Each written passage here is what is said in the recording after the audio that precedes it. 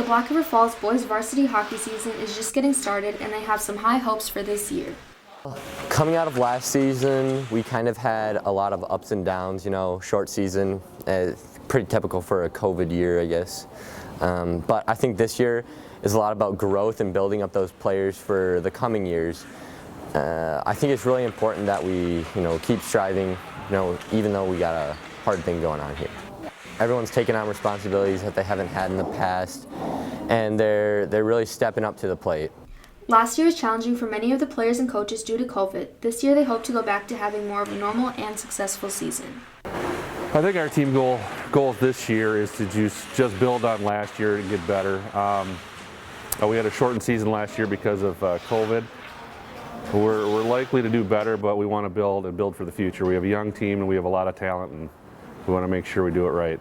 My goal is that we can make a push in state and hopefully win Cranberry Cup and take down the Timberwolves. Well, I think we're going to get a lot more ice time. We were down to about 10 games last year. Really didn't give us a chance to develop our players.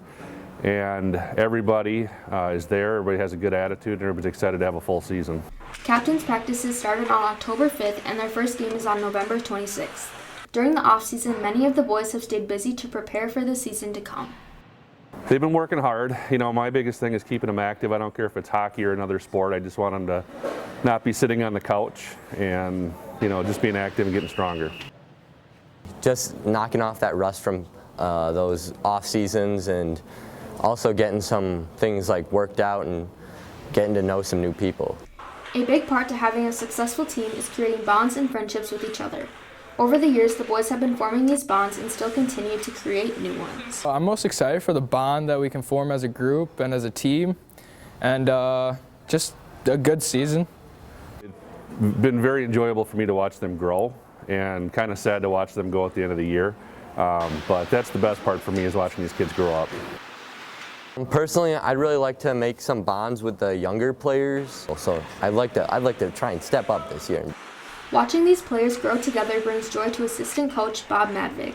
Over the years, he has had the opportunity to build strong relationships with these boys. With these kids, I've coached them since they're about 4 or 5 years old. They're basically family. I love them like they're my own. And again, it's exciting to watch them grow. The best part for me is after they leave school, when they contact me a couple years from now asking for job references and stuff like that. It's really rewarding.